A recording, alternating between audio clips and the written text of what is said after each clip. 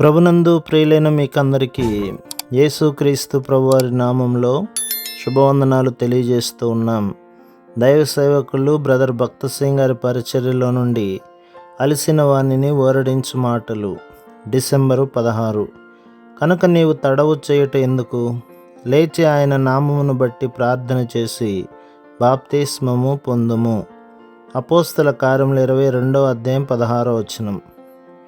బాప్తిస్మము రక్షణ యొక్క మూడవ ముఖ్యమైన మూల నియమముగానున్నది.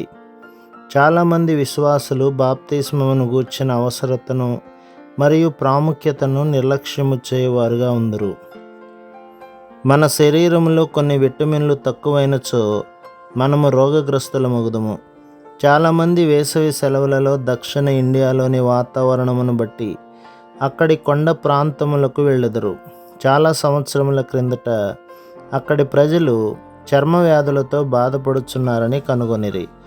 దానికి కారణం తెలియలేదు. అక్కడి వాతావరణము, మంచినీరు మరియు సమృద్ధిగా మంచి ఆహారం ఉన్నను ప్రజలు రోగము పాల్గొచున్నారు. చాలా పరిశోధనలు నిర్వహించిన పిమ్మట అక్కడి నీటిలో కాల్షియం లేదని కనుగొనిరి. ఎప్పుడైతే త్రాగునీటిలో కాల్షియం కలిపిరో అప్పుడు వారు స్వస్థత పొందిరి. ఇలాగున కాల్షియం, ఫాస్ఫరస్, ఐరన్ మరియు విటమిన్లు శరీరంలో తక్కువైనచో రోగగ్రస్తులమగుదుము. అలాగే మనము నీటి బాప్తిస్మమునకు లోబడినచో ఆత్మీయముగా ఎదగలేము. బాప్తిస్మము రక్షణ యొక్క ఏ మూల నియమము కంటే కూడా ప్రాముఖ్యమైనది. శత్రువు యుక్తిగా విశ్వాసులకు గుడ్డితనము కలగచేయును. కొంతమంది విశ్వాసులు తిరిగి జన్మించిన చాలును బాప్తిస్మము అవసరం లేదు అని తలంచుదురు. నామకార్థ క్రైస్తవులకు బాప్తిస్మం ఒక ఆచారము కానీ విశ్వాసులకు ఒక సాక్ష్యము. బాప్తిస్మం ద్వారా మన ప్రభువైన యేసుక్రీస్తు యొక్క మరణ, భూస్థాపన మరియు పునరుత్థానములో ఐక్యపరచబడి ఉన్నామని ప్రత్యక్షతను అర్థం చేసుకొని ప్రకటించుచున్నాము. నేను మార్పు చెందిన తర్వాత 2 సంవత్సరముల వరకు బాప్తిస్మమును గూర్చిన ఆలోచన ఎప్పుడూ లేదు. ప్రతిదినము నేను బైబిల్ చదివేడివాడను. కొన్ని పర్యాయములు దినమంతా బైబిల్తో గడిపెడివాడను కానీ బాప్తిస్మం యొక్క అవసరత లేదనుకునేవాడను. 1932 ఫిబ్రవరి మాసము శనివారం ఉదయకాలమున నేను ధ్యానించు సమయంలో దేవుడు నాతో మత్తయి సువార్త 3వ అధ్యాయం 13 ద్వారా మాట్లాడిను. ఆ సమయమున యోహాను చేత బాప్తిస్మం పొందుటకు యేసు గలిలయ నుండి యోర్దాను దగ్గరనున్న అతని యొద్దకు వచ్చెను.